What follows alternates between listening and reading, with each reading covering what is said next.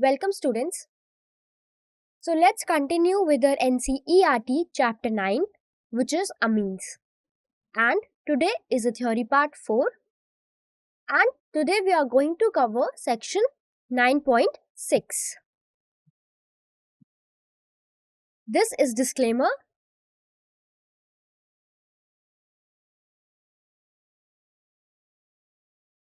So what is the objective of today's lecture? After attending this lecture, you will be able to understand the topics which we are going to cover today. So today we are going to specifically differentiate chemical reactions, okay? And we are going to distinguish between primary, secondary and tertiary amines. Now for your reference, I have mapped the NCERT sections which we are going to cover today. So today we will be covering 9.6 which is chemical reactions.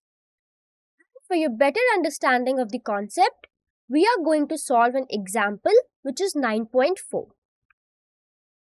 Okay, so let's start with today's lecture. Chemical reactions of amines. So let us start by considering that what influences how amines react. So the reactivity of amines, it depends on several factors, okay?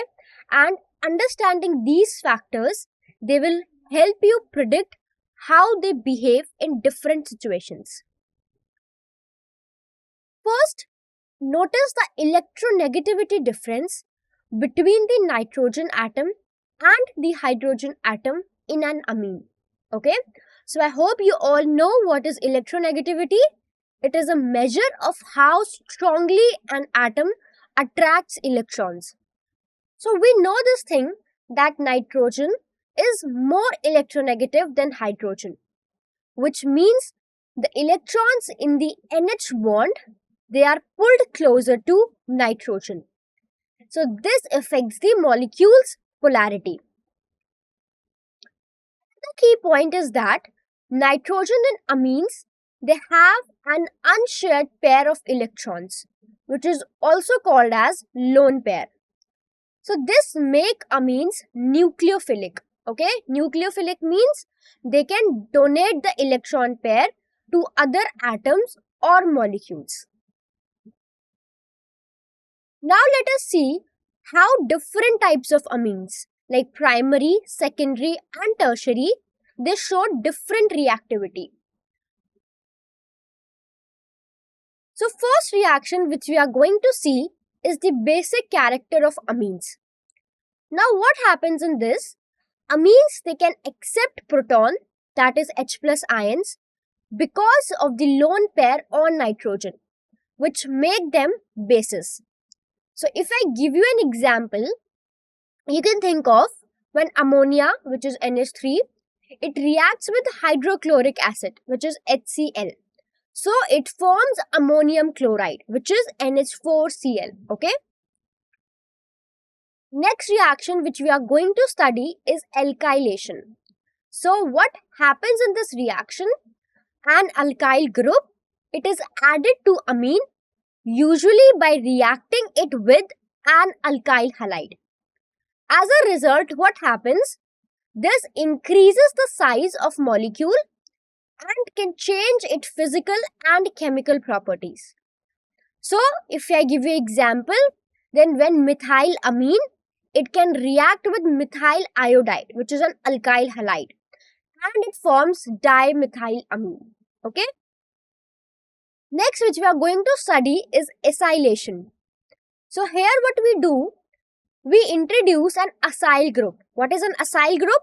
It is CH3C double bond O. So, we introduce an acyl group to amine, often using acyl chlorides. Next reaction is carbyl amine reaction. So, it is a specific test for primary amines.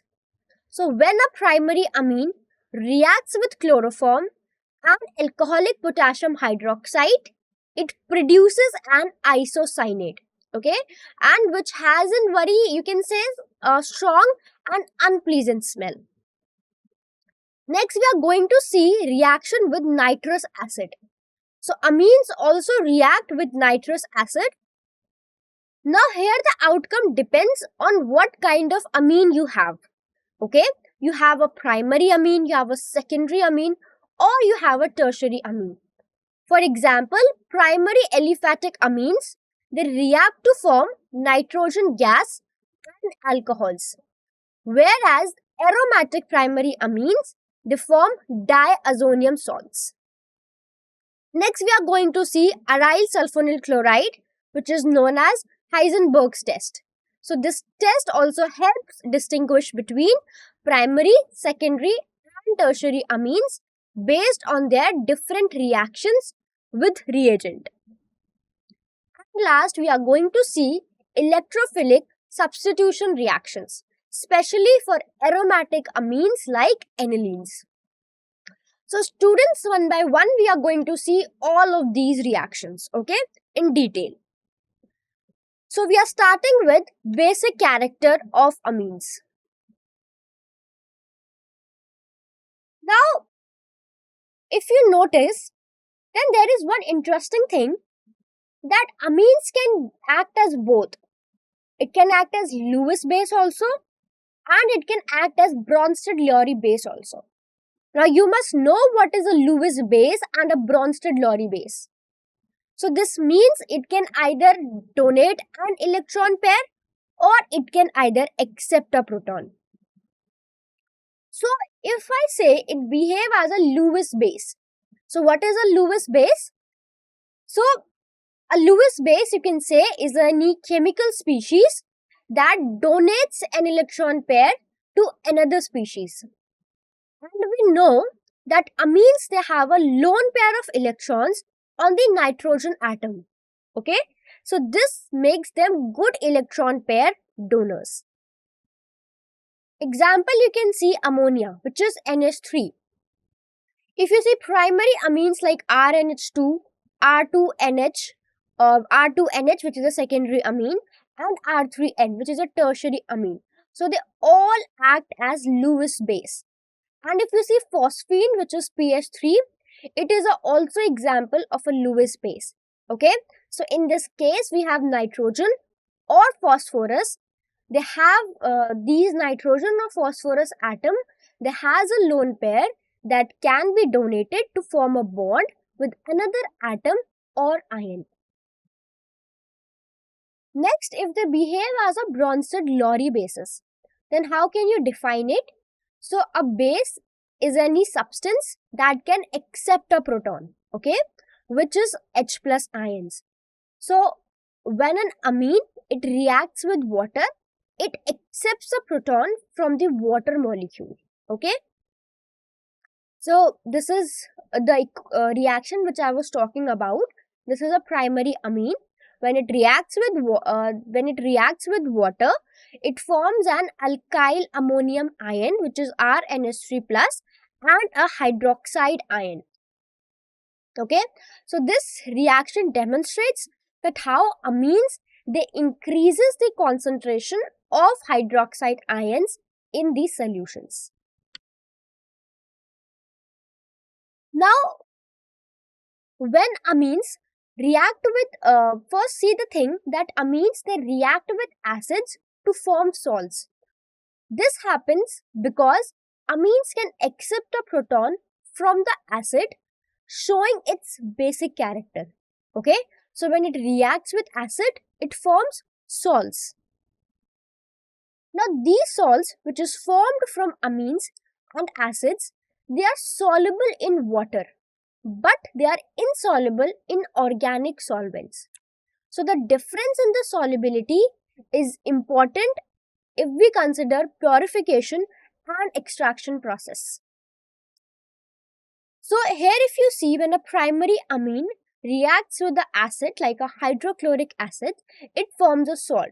Here you will see it is alkyl ammonium chloride, which is RNH3 plus and Cl minus. Now these salts, they are soluble in water but insoluble in organic solvents. If we look at the specific example, here we have taken example of an primary amine, which is an aniline. Okay, in this nitrogen is bonded to two hydrogen and one carbon of this C6H5. So when this aniline reacts with hydrochloric acid, it forms anilinium chloride, which is C6H5NH3 plus Cl minus. Okay, so here this shows that amine group, it accepts a proton, and we will see this forms a resulting salt, and this salt is more soluble in water. If you'll see here, it is NH2. So this amine has accepted one proton. So if we see amine salts, when they are treated with bases like sodium hydroxide, we can generate the original amine. Now this happens because NaOH is a strong base and it removes the extra proton from the, if we say the example of a salt. Okay, so this removes an extra proton from the ammonium ion and converting back into the neutral amine. So if we see, if we have amine salt, which is RNH3 plus X minus, when we treat it with a strong base, then we can regenerate the primary amine. Okay, because you see that this strong base, it can remove this extra proton from here, which convert back into a neutral amine, which is RNH2. Okay, now if we measure the strength of a base, for that we use main two terms: the basicity constant, which is Kb, and its logarithm form, which is pKb. Okay, so these values, they help us to compare how strongly different amines can accept protons, which is what makes them basic. So if you see what happens in this reaction, when a primary amine reacts with water, it forms alkyl ammonium ion. Okay, so it accepts a proton from water and forms this alkyl ammonium ion and hydroxide ion. Now if we have to write the equilibrium constant, which is KEQ, so this is calculated by taking the concentration of products. Here what are the products? Alkyl ammonium ion and hydroxide ions. So we take the concentration of products and divide it by the concentration of reactants. What reactants we have here? We have primary amine and water. Okay, so this is how you write KEQ, which is equilibrium constant. Remember one thing, concentrations, they are usually measured in moles per liter. Okay, and if I specifically talk about what this equilibrium constant tells, so it tells us how far the reaction goes toward forming products. Now if here we are introducing a basicity constant, which is Kb. So Kb is equal to KEQ, which is equilibrium constant, into the concentration of water. Now since we know that water is present in large excess, so that is why its concentration is considered constant. Okay, so we will see that we will multiply with H2O on both sides. So I have multiplied KEQ with H2O, and here also I have multiplied it with H2O. So this H2O and this H2O gets cancelled out. And whenever we multiply two constant, here we are taking the concentration of water as constant. So when we multiply this constant into this constant, we get another constant. That is Kb, okay, which is basicity constant. So I can write Kb is equal to concentration of RNH3 plus into concentration of OH minus ions divided by concentration of RNH2. Okay, so this formula is important because it allows you to calculate the basicity of any amine if you know the concentration of these ions. Okay, now if we move forward, now as we know, the basicity of a compound is related to its ability to accept a proton. So we have seen the expression for Kb, So Kb equals the concentration of protonated amine times the concentration of hydroxide ion divided by the concentration of unprotonated amine. Okay, so Kb over here is a measure of how strongly the amine can act as a base. Higher will be the value of Kb, more the reaction favors the formation of base and hydroxide ion. Okay, so we often use pKb, which is the negative logarithm of Kb. Okay, so pKb is equal to minus log Kb. Now you need to remember a lower pKb values means a stronger base. If this value is less, we can say the base is stronger. Just like a lower pH means a stronger acid. So here see it is given up. A larger Kb indicates a larger Kb or a smaller pKb. Okay, a larger Kb or a smaller pKb indicates a stronger base. In other words, the more easily an amine accepts a proton, the stronger is its basic character. Okay, so remember this thing, larger Kb or smaller pKb indicates a stronger base. Now let us look at the examples. So here you see the table. Here you have pKb values for ammonia, methylamine and aniline. For ammonia, the pKb value is 4.75. For methylamine, it is 3.34. And for aniline, it is 9.13. Okay. So you can see this pKb values and you can comment that which one is a stronger base. So I told you a smaller pKb indicates a stronger base. So here methylamine has the lowest pKb value or has the smallest pKb value. That means methylamine is the strongest base. Okay. So if we see the basicity order, on the basis of pKb values, we can see methylamine is the strongest base. Then comes ammonia and the weakest one is aniline, because look at its value. The pKb value of aniline is too high. It is 9.13. Okay, so larger pKb values means a weaker base. So if we compare these three, we will see this is the strongest one and this is the weakest one. Now we are going to compare the basic character of alkyl amines versus ammonia. Okay, we will see that why alkyl amines, they behave as a stronger base than ammonia. Okay, so this is an important concept you need to pay attention. So first we know that alkyl amines, they are stronger base than ammonia. So this means alkyl amines, they are more likely to accept a proton in a chemical reaction. So first of all, the key reason is the electron releasing nature or positive inductive effect of the alkyl group, okay, which is often called plus I effect. So in alkyl amines, we know we have alkyl groups. So these alkyl groups, they pushes the electron density towards the nitrogen atom, which makes the nitrogen lone pair of electrons more available.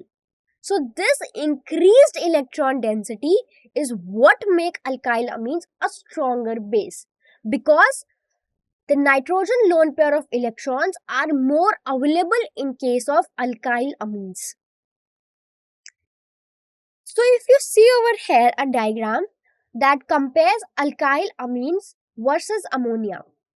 Okay, so here you see you have alkyl amines where you have R group which is attached to this nitrogen, and this is ammonia. Okay, so see how the electron density around the nitrogen is higher in the case of alkyl amines.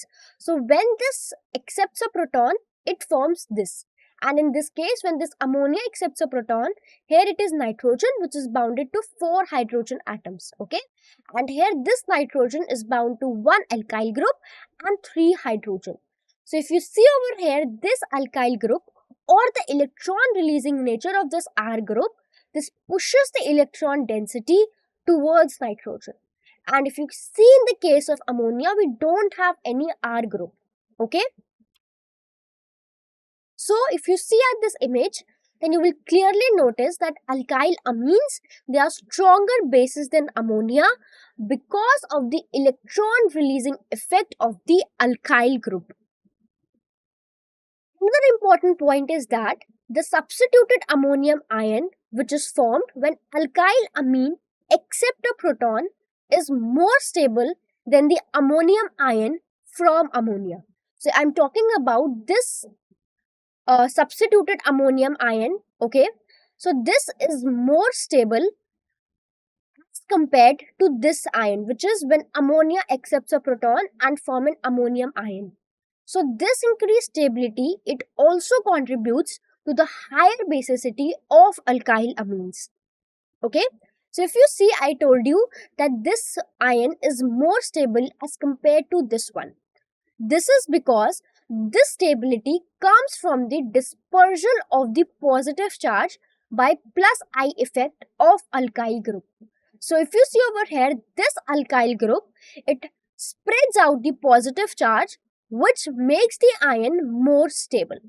Okay, so that is why this substituted ion, ammonium ion, is more stable as compared to this one. Okay. Now, if we're talking about the gaseous phase, okay, so in gaseous phase, the basic nature of aliphatic amines increases as we add more alkyl groups. This means that if we replace hydrogen atoms in ammonia with the alkyl groups like methyl or ethyl, the molecule becomes a stronger base. Now you know the reason. Why is this happening? Because alkyl group, they push electron density towards the nitrogen atom, which makes it easier for the amine to accept a proton. Now, if we look at the order of basicity in gas phase, okay, so this order will tell you that which type of amine is strongest base and which one is the weakest. So see over here, tertiary one is the strongest, then which is followed by secondary, then comes the primary, and then we have simple NH3. Okay. So if you see over here, students, look at the methyl groups. This is trimethylamine, which is a tertiary amine. This is more basic than this dimethylamine, which is a secondary amine, which in turn is more basic than this methylamine, which is a primary amine. And all of these three are more basic than this ammonia. So this trend is because of the increasing number of alkyl groups. Here you have 3 alkyl groups. Here you have 2 and here you have 1. Okay. So this is because of increasing number of alkyl group, which increases the electron density on nitrogen and make it a better proton acceptor. Okay.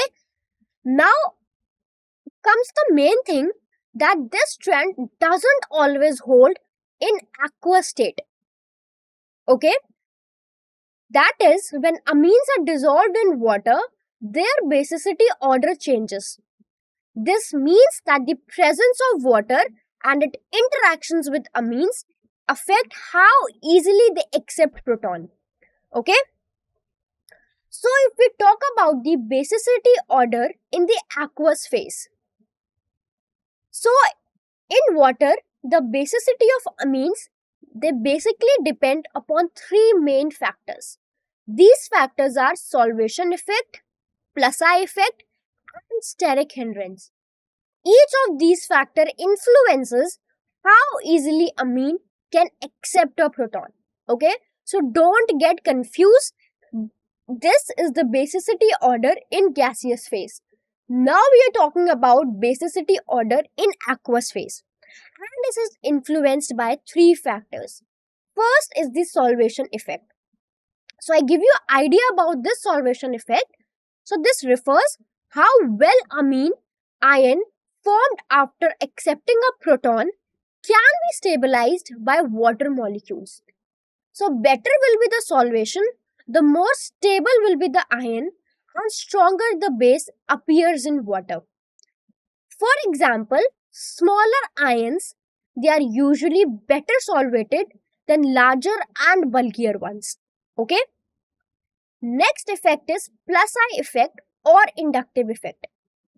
So alkyl groups, they pushes the electron density towards the nitrogen atom, which make it more basic. So that means more will be the number of alkyl groups attached, the stronger will be this effect. And the third factor which plays the role is steric hindrance. This means that bulky alkyl groups can physically block water molecules from surrounding and stabilizing the ion which is formed after protonation. So this can reduce the basicity of more substituted amines in water.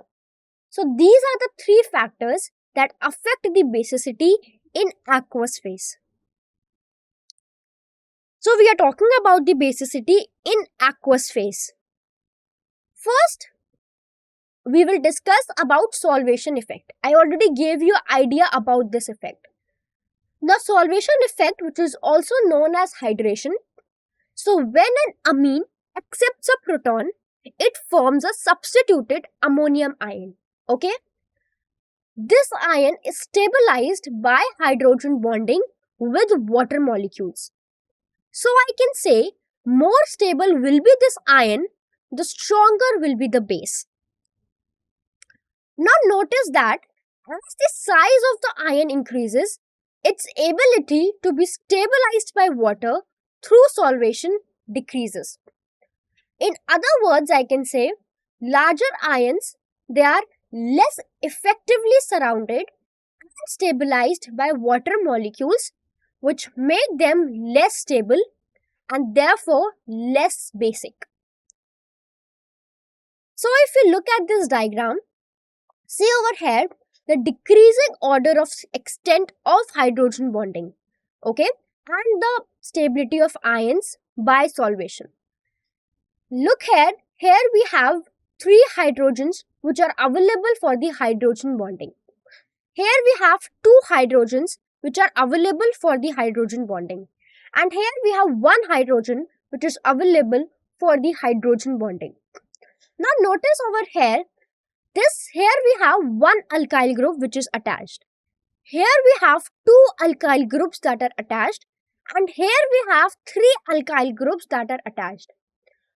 So how water molecules surround and stabilize the ammonium ion, you have to pay attention. So this shows us that why smaller ions, they are better stabilized. Okay, so this is a smaller ion. So this is better stabilized.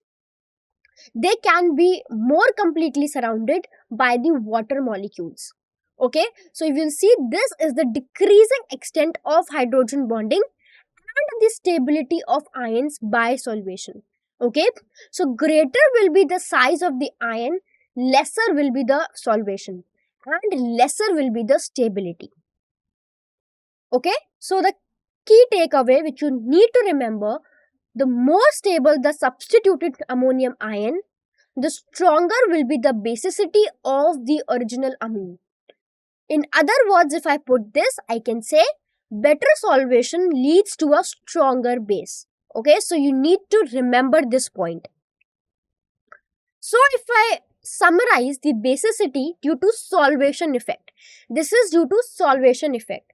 Then first is primary amines, which is more basic than secondary amines, and we have tertiary amines. Okay, so now you know why is this happening. This is because primary amines, they form smaller ions. Look over here, they form smaller ions which are better stabilized by the water. Okay, so this is the order because of the solvation effect. Now we were discussing about basicity in aqueous phase. Now we'll go to second effect, that is plus I effect. So another important factor that influences the basicity is plus I effect or electron donating effect of alkyl groups. So as we add more alkyl groups to nitrogen, they will push the electrons towards the nitrogen atom, which will make it easier for the nitrogen to accept a proton. So if I sum up, I can say the basicity increases as we increase the number of alkyl groups. So if we look at the basicity order due to plus I effect, then this will be the order.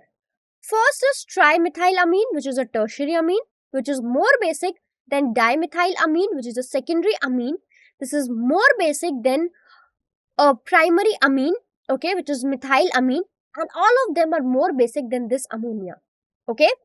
So this shows as you are keep on adding the alkyl groups. Here there are 3 alkyl groups, here there are 2, here there are 1, okay. So as you are adding the alkyl groups, the basicity is increasing. Now we will see the third factor, which is the steric hindrance factor. Now steric hindrance, if we say, then greater will be the size of alkyl groups, greater will be the steric hindrance. Because bulky groups, they will hinder the approach of proton to the lone pair. Okay, so larger the alkyl group which is attached to the nitrogen, the greater will be the steric hindrance. This means that bulky groups, they can actually decrease the basicity even though they donate electrons. Okay, so over here you will see there is a balance between electron donation and physical crowding. So because bulky groups make it harder for the proton or H plus ion to approach the nitrogen lone pair. So more alkyl groups, they can increase the basicity through plus I effect. Too much bulk can actually reduce the basicity because of steric hindrance. Okay. So here we will see it was observed the order of basicity in water that doesn't follow a simple pattern. So this irregular trend happens because of 3 main factors: inductive effect, solvation, and steric hindrance. Okay, we have seen the order according to all the effect. We have seen according to inductive effect, we have seen according to solvation, and we have seen according to steric hindrance. So all of these factors, they contribute to the overall basicity order in aqueous phase. This is an irregular trend. I am again telling you, it is an irregular trend which is considering all these 3 factors. So first, if we are focusing on amines, where the nitrogen is attached to an ethyl group or a larger carbon, the number and size of these groups can change how easily the nitrogen can accept a proton. Okay, so this is for ethyl and more than 1 carbon substituted amine. Okay, so for ethyl or larger substituted amine, the basicity order is in aqueous phase. Okay, first is diethylamine, which is a secondary amine. This is more basic than triethylamine, which is a tertiary one, and this is more basic than ethylamine, which is a primary one, and all of them are more basic than ammonia. Okay, now this order might seem surprising, but this is due to the balance between the electron donating effect of ethyl groups and how well the resulting ions, they are stabilized by water molecules. Okay, so I will say you need to remember this order because it does not follow a regular trend. This is an irregular trend, and in exams it is asked very often. Okay, especially the basicity in aqueous phase, because this is an irregular trend. So I will emphasize that you need to remember this order. Now if we compare this to the amines with methyl groups that is attached to the nitrogen. So we know that methyl groups, they are smaller than ethyl groups. So the effect of solvation and steric hindrance, they will be different.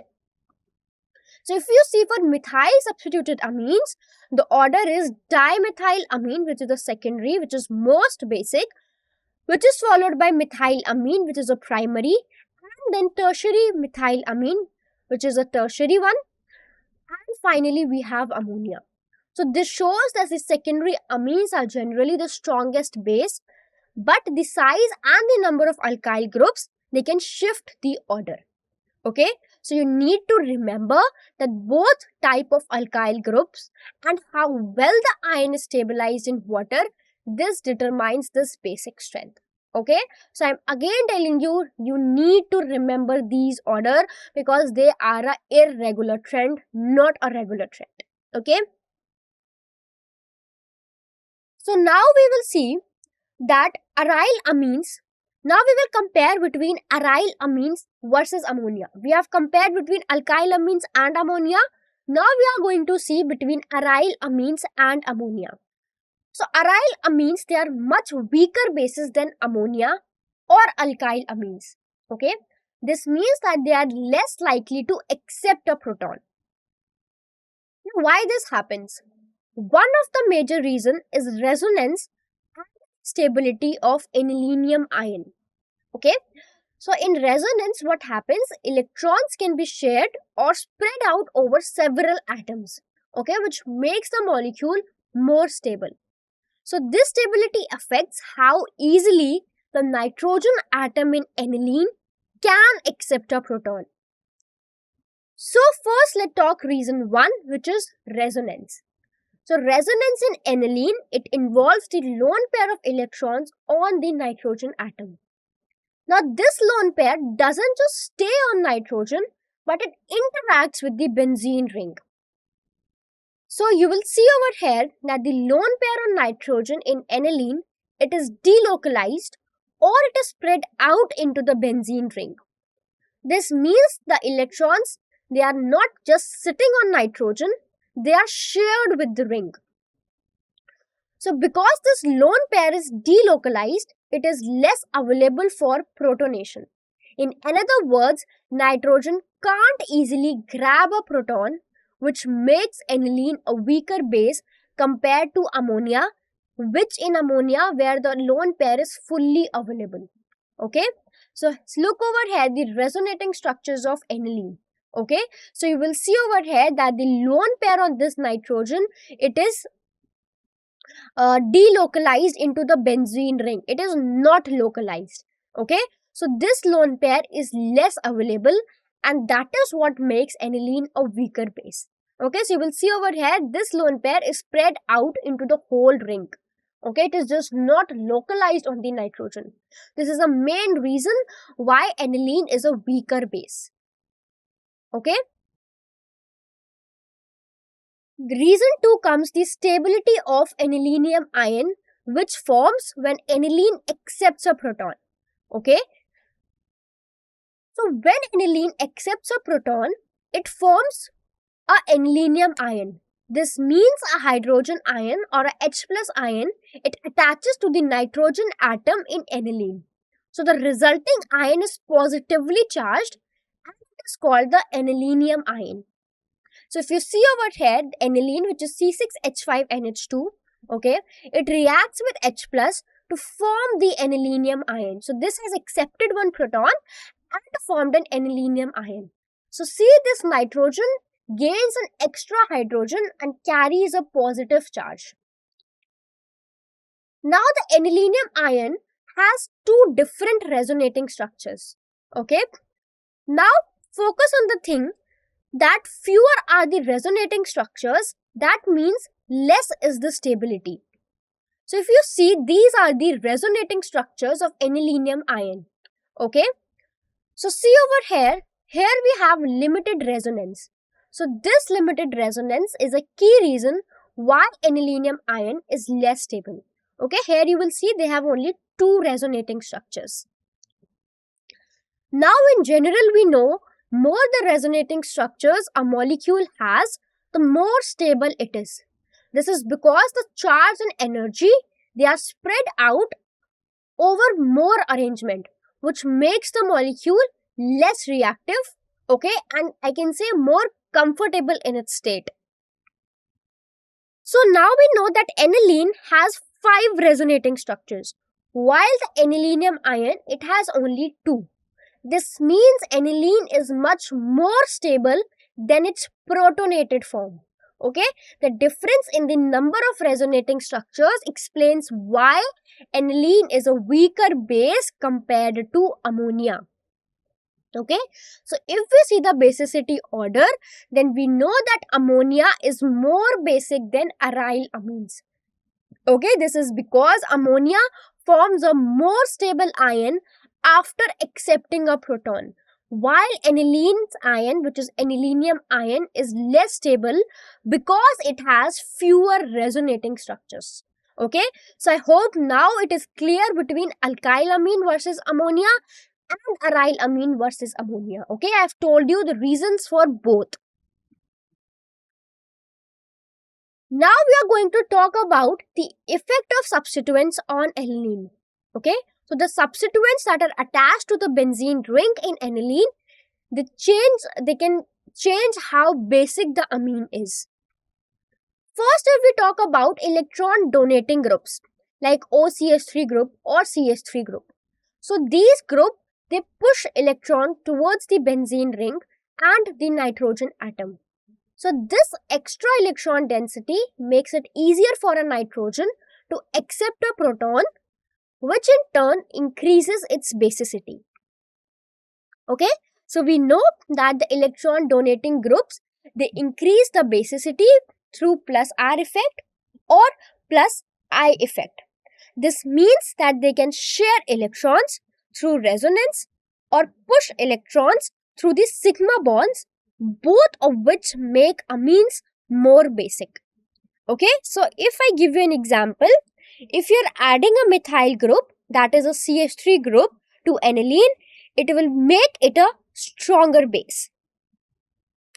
Now, if on the other side, if we talk about electron withdrawing groups like NO2, SO3H or COOH, okay, and if we talk about halogens, then what they do, they pull the electrons away from the benzene ring and the nitrogen atom, okay. This reduces the electron density on nitrogen, which makes it less able to accept a proton and thus decrease its basicity. Okay, so as I told you, the same reason, this decreases the basicity through minus R or plus I effect. Okay, for example, if you add a nitro group to aniline, its basicity will drop significantly. Okay, so look at this basicity order. If you see, we will see para toluidine, in which a CH3 group is attached to aniline, is most basic. Then comes a simple aniline, and then comes this para-nitroaniline, where our electron withdrawing group is attached to aniline. Okay, so now you know the reason. If you have electron donating groups, they increase the basicity through plus R or plus I effect. And if you have an electron withdrawing group, it decreases the basicity through minus R or minus I effect. Now, if we focus on alkyl amines, then alkyl amines are more basic than ammonia.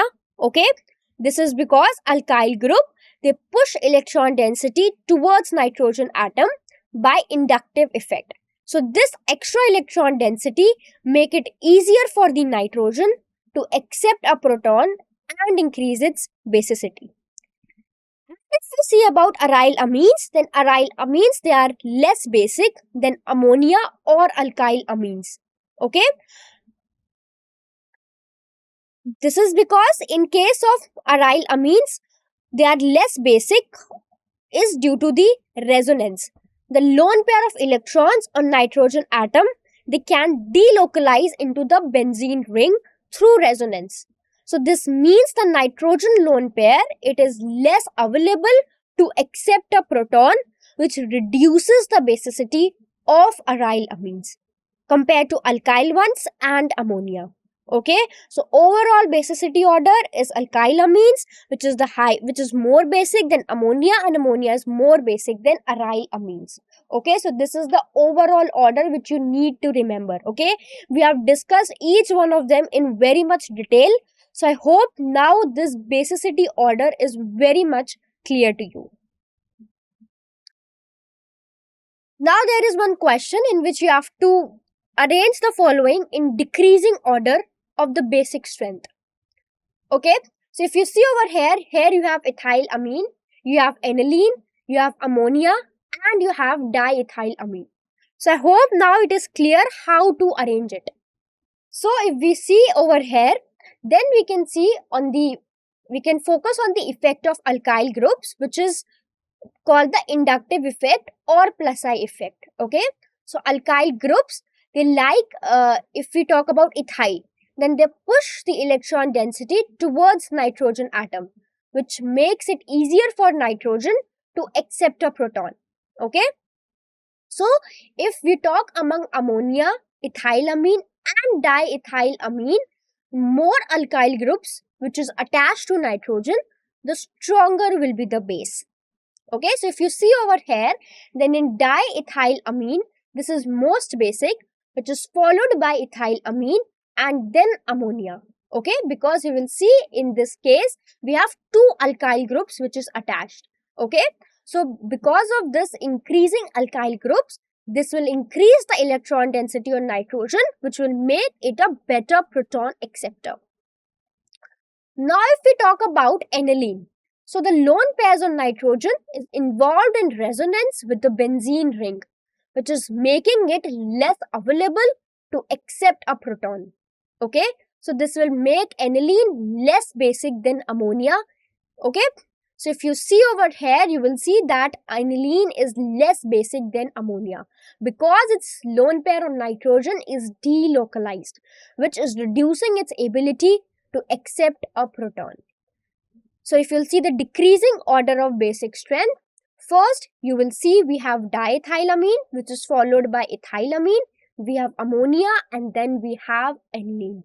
Okay, we already discussed in the case of arylamines versus ammonia versus alkylamines. Okay, so this is the decreasing order of basic strength. Now we will talk about alkylation, which is another type of reaction.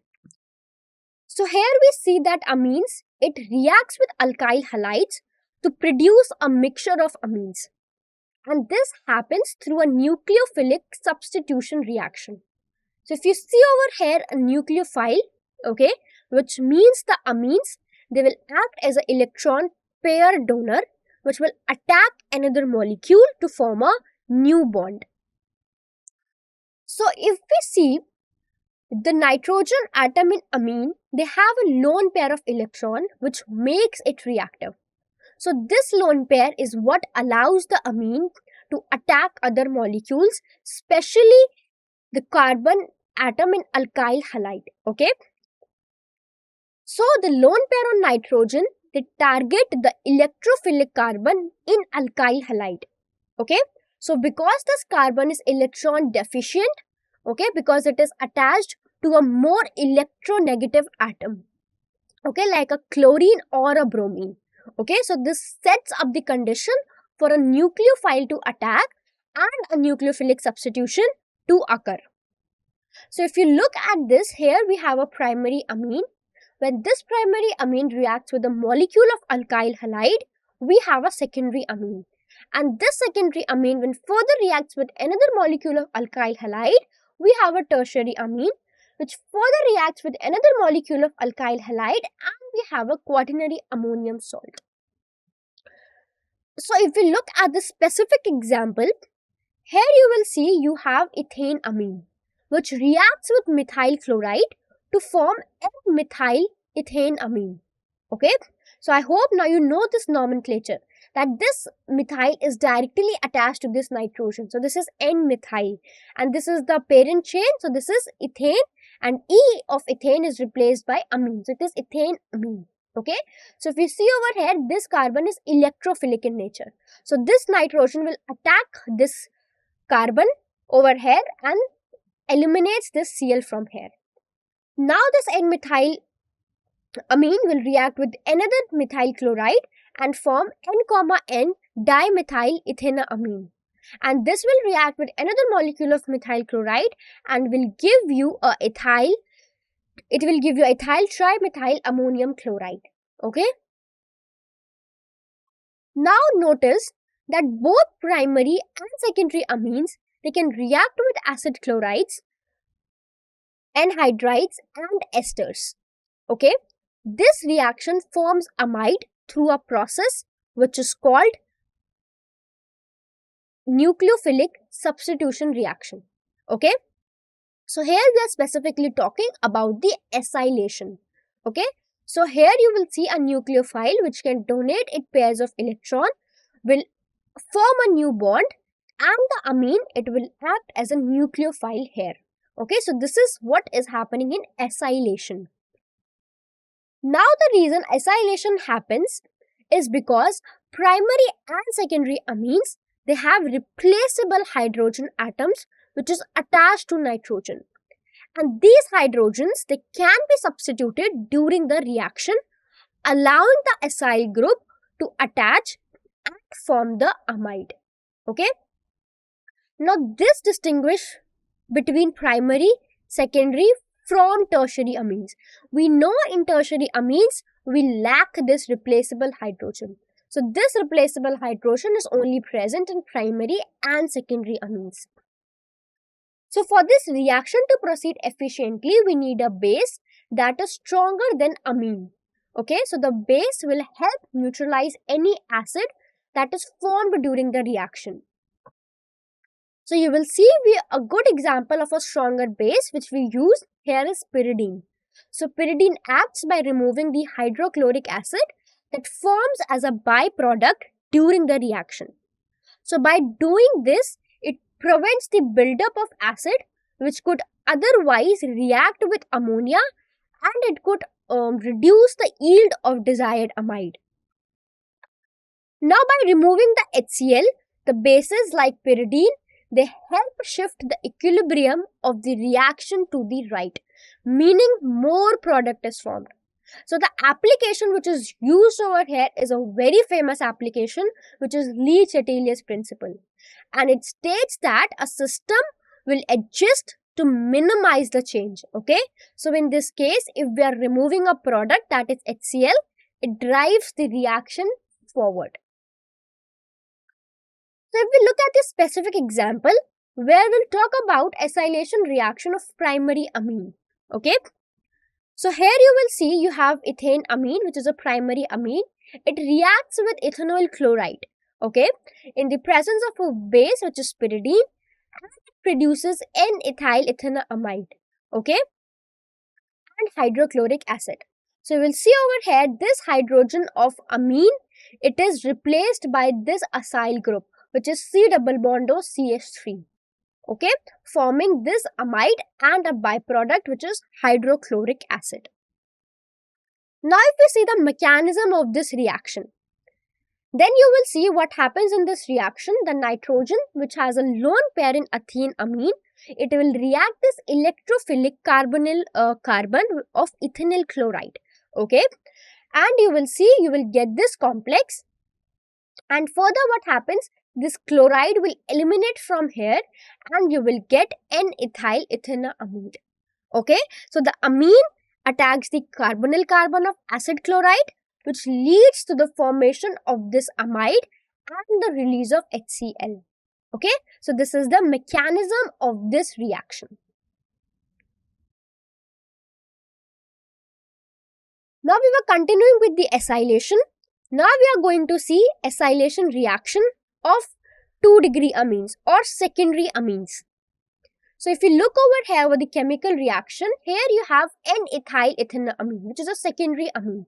When it reacts with acetic anhydride, it forms N, diethyl ethanoamide and acetic acid. So you will see over here this replaceable hydrogen of a secondary amine. Okay, it gets replaced by this acyl group over here, and it also forms an acetic acid. Okay, if we look at the mechanism of this reaction, so we will look this step one by one. Okay, so if you'll see over here, then this nitrogen which has a lone pair will attack on this carbon of acetic anhydride. Okay, which will form this complex, and further what will happen, this oxygen which has a negative charge will form a carbon double bond oxygen, and this group will leave from here. Okay, which further forms acetic acid, and you have N, diethyl ethanoamide. Okay, so this is what is happening in this reaction. Now if I talk about tertiary amines, I told you in tertiary amines you don't have any replaceable hydrogen. So in case of tertiary amines, they do not undergo acylation. Okay. So if you see here, you have triethylamine, which is a tertiary amine. When you react with acyl chloride like ethanol chloride, it will give you no reaction. Because see over here, you have no hydrogen that will get replaced by this group, by the acyl group. So that is why no reaction will take place. Now we will specifically talk about the Schotten-Bowman reaction. Okay, so what happens in this reaction? A amine reacts with benzoyl chloride, which is C6H5COCl. So amine over here acts as a nucleophile and it attacks the carbonyl carbon of benzoyl chloride, which leads to the formation of a new compound. So if we look at this Schotten-Bowman reaction, we have methane amine. Okay, it reacts with benzoyl chloride and it forms N-methyl benzoamide and hydrogen chloride. Okay, so you can see over here that the amine group from this methane amine, it combines with the acyl group from this benzoyl chloride to give this particular amide over here. Okay, so this we got an amide. This is a Schotten-Bowman reaction. Now if we look at the mechanism of this reaction, what happens in first step? In first step, the lone pair of electrons on nitrogen, they act as a nucleophile. Okay, so in this case, the nitrogen is attracted to a positively charged or electron deficient center. So lone pair will act as a nucleophile. Now this nucleophile will attack on the electrophilic carbon in benzoyl chloride.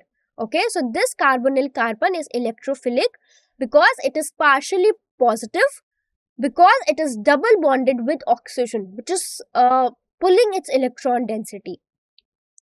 Next, after the attack, we will form a tetrahedral intermediate.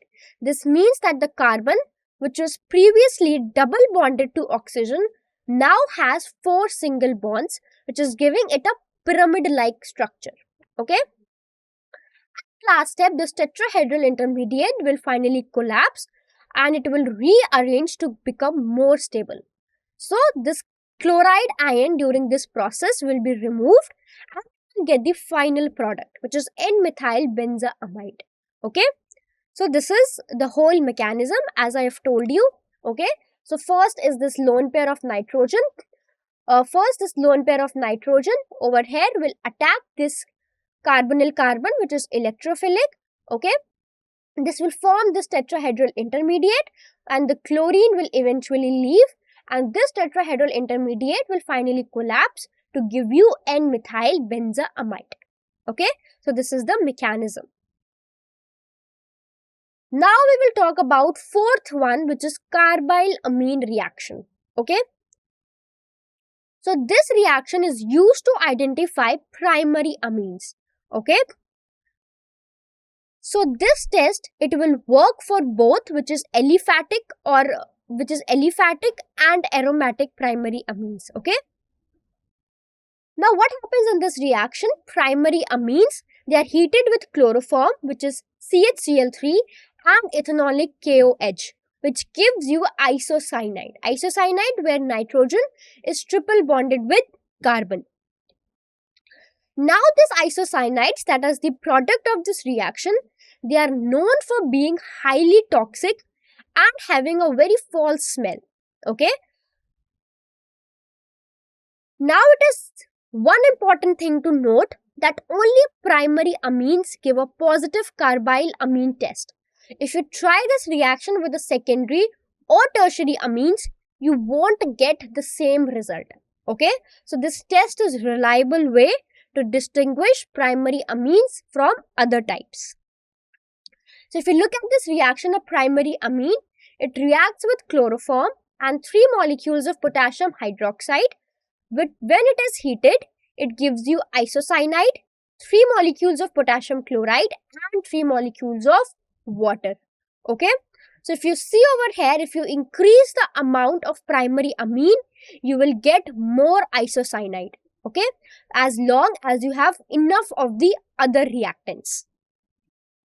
Now secondary and tertiary amines do not give this test. Okay, that's because they lack the necessary hydrogen atoms on the nitrogen atom, okay, which are required to form this unstable isocyanide intermediate. Okay, so the reason is given same, because you will see there is absence of necessary hydrogen atoms on the nitrogen to form unstable isocyanide intermediate. Now we will next study the reaction of nitrous acid, which is HNO2. So we'll see the preparation of nitrous acid. So to make nitrous acid in lab, we react a mineral acid like hydrochloric acid with sodium nitrite, okay, which is NaNO2. So this reaction happens just before we need the nitrous acid, okay, because it breaks down quickly if it is left standing, okay. So this is unstable acid which is prepared in situ. So if you see sodium nitrate, when it is reacted with hydrogen chloride, it gives you nitrous acid and sodium chloride. Now we will see the reaction of nitrous acid with primary aliphatic amines, okay. So when a primary aliphatic amines, it reacts with nitrous acid, it forms an unstable compound which is called aliphatic diazonium salt. So this intermediate doesn't last long, especially at room temperature, and it quickly breaks down. And this unstable diazonium salt, it then decomposes, producing an alcohol, nitrogen gas, and hydrochloric acid. Okay, so the nitrogen gas is released as bubbles, which is a visible sign of this reaction. So if you see here, we have primary aliphatic amines. When you react with nitrous acid at 273 to 278 Kelvin, you get an alkyl diazonium chloride, okay, which is unstable aliphatic diazonium salt. It further decomposes to give you an alcohol, nitrogen gas, and hydrochloric acid. So this is the reaction of HNO2 with primary aliphatic amines, where you need to remember the products. Now we will see reaction of HNO2 with primary aromatic amines, okay. So this process is specifically called diazotization. So what happens in this reaction? It needs to be carried out at low temperature, specifically between 273 to 278 Kelvin, which is 0 to 5 degrees Celsius. At these temperatures, the primary aromatic amines, they react with cold nitrous acid to form a stable diazonium salt. So see over here the chemical reaction. Here you have aromatic primary amine which reacts with nitrous acid and HCl at a temperature 273 to 278 Kelvin, and you get a aromatic diazonium chloride along with water, okay. Now aromatic diazonium salts like the one which is formed here, they are much more stable than aliphatic diazonium salts, okay. Now this is the reason for this increased stability is because of the extended resonance in the aromatic ring. So the positive charge on the nitrogen, they can be delocalized over the aromatic system, which spreads out the charge and stabilizes the molecule. Okay, so this is a resonance stabilized aromatic diazonium salt. Okay, so we'll see over here the positive charge on the nitrogen, it can be delocalized over the aromatic ring, which is spreading out the charge and stabilizing the molecule. Okay. Now we will see the reaction of nitrous acid with secondary amines. Now secondary amines, they react with nitrous acid to form a yellow oily liquid which is called N-nitrosoamine. Okay, so this is a characteristic reaction and it helps you to identify secondary amine. So if you look at this reaction, you have diethylamine, which is a secondary amine. When it reacts with nitrous acid, you get N-nitro, so diethylamine, okay, which is a yellow oily liquid, and you get H2O. Now if we see about the reaction of HNO2 with tertiary aliphatic amines, okay, so they react with nitrous acid and they form soluble nitrite salts. So if you see tertiary amines, when it reacts with nitrous acid, it will give you tertiary ammonium nitrite salt. Okay, So over here you will see that the nitrogen atoms in the amine, they gain a hydrogen and a positive charge. Okay, while the nitrite ion, which is NO2 minus, this balances the charge. Okay, so this is the reaction with tertiary aliphatic amines. Now if we see the reaction with tertiary aromatic amines, then this undergo electrophilic substitution at the para position. Okay, so what happens in this reaction? The electron rich part of the molecule, like the aromatic ring, it is attacked by an electron poor species, like an electrophile. Okay, so as a result of this reaction, we get para-nitroso compound. Okay, which indicates us that the NO group, which is attached to the para position. So these compounds, they are often green in color, which helps you to identify in lab. So look at this particular reaction. Here you have a tertiary aromatic amine, which is NN dimethylaniline. When you react with HNO2 at 273 Kelvin in presence of NaNO2 and concentrated HCl, you get a para-nitroso NN dimethylaniline. You will see this NO group get attached at the para position to this group. Okay, so this is the reaction with tertiary aromatic amine. Okay, thank you so much students for your attention. I hope the lesson which we discussed today was helpful to you. Thank you so much.